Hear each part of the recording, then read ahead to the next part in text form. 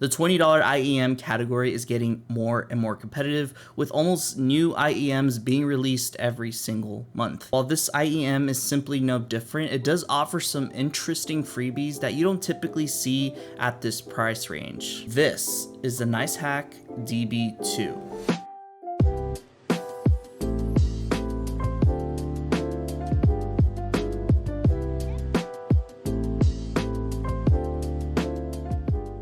The DB2 is NiceHCK's latest take on the ultra budget IEM. It features one 10mm titanium plated graphene dynamic driver and one balanced armature driver, all on a 2-pin connection, which is very secured and prevents the pins from bending or breaking through wear and tear. The IEM is rated as 16 ohms with a sensitivity of 107 dBs, which means it's fairly easy to drive. The unboxing experience is amazing. You get a waifu card, which is very unheard of at this price point, a carrying pouch with cables inside, and a series of ear tips and a cable tie. This is also very surprising to kind of see, all these goodies essentially at this $20 price range. Then there are the IEMs. I found these to be the most beautiful $20 IEMs I ever laid my eyes on. The contrast between the marbling and the turquoise color really makes it stand out compared to the others at similar price points, and each IEM is different in its own way. Good job on them for sourcing out great raw materials and making these very aesthetically pleasing. However, sound is king, and just because they look pretty don't mean it sound pretty. So we're gonna go ahead and get into that. Here is the sound curve chart. As you can see here, it follows the Harman target very closely. And upon listening to this for the first time, the first thing that came to mind to me was bass. I was astonished to hear the amount of sub bass I was getting at just $20. Tracks like Test Drive by Joji really allows the drivers to flex its muscles, with the low end really being the highlight of these IEMs. I felt very immersed when listening, and imaging was very good in video games like Valorant and Overwatch. The mid bass was actually fairly good, however, I just felt like it was a little bit muddy at times, and it kind of lacked a little bit of that punch you typically would get. It lacked a bit of texture and separation as well, but more than made up for it with its very high presence. It was still very full and complemented the sub bass very well. However, the sub bass really was the highlight of these IEMs, and it was not as sloppy compared to the mid bass. Moreover, the sub bass can come off a little bit bloated at times. Again, for the price point, it is about what you should expect from this caliber. Moving on to the mids, unfortunately, the mids were actually very recessed to the point where it kind of lost a little bit of detail in certain instruments, being kind of drowned out by the bass and the mids. The bass and the treble. Even enemy footsteps in video games kind of felt very low, to where I needed to crank up and EQ this IEM in order for me to do well in video games. Not that sound really dictates it, but I'm just saying. Another thing we'll point out was the male vocalist in some soundtracks like Golden Hour by Jake really put an emphasis on congestion, and it was a little bit nasally on the higher toned male singers. But I cannot say the same for female vocalists. Unfortunately, it sounded way too shouty for my liking,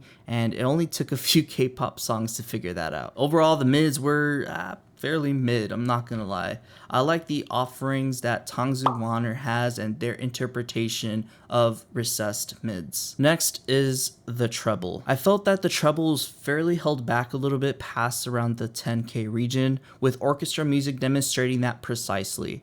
And at that little peak at 8K resulted in some sibilance. I felt that the tuning was very safe and lacked some brilliance and details throughout a lot of different tracks. It may not have a lot of character, but I actually did enjoy this, safe tuning that the treble was receiving.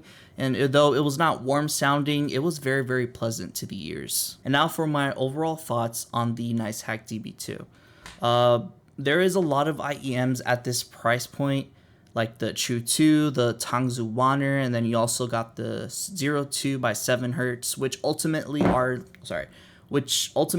the best $20 IEMs, at that price range. When comparing the DB2 to all these other IEMs, it was pretty clear that the other three were just a little bit more, not a little bit, but a lot better than the DB2. As much as I want to acknowledge the design and the aesthetics you were getting from this IEM, because don't get me wrong, as you can see, it's absolutely beautiful.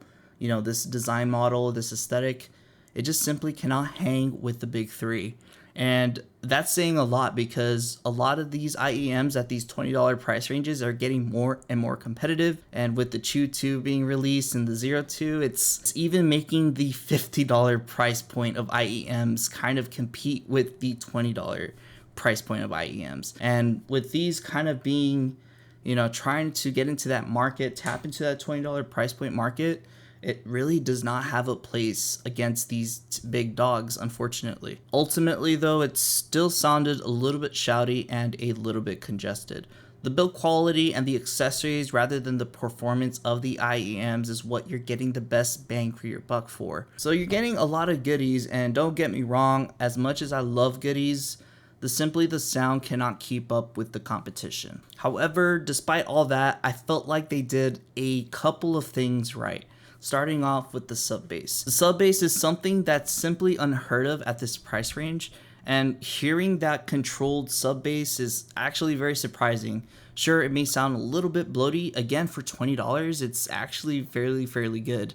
And I feel like if they could just capitalize on the tuning with fixing the mids, and maybe being a little bit more aggressive and, and a little bit more riskier with the treble, I feel like these IEMs definitely deserve their top spot against the big dogs. I think NiceHCK should be taking a lot of this criticism seriously so that they can implement it on a version 2. And I feel like, again, this IEM does have a lot of potential. So yeah, that's the review of the NiceHCK DB2s. Again, very beautiful IEMs, lots of potential there.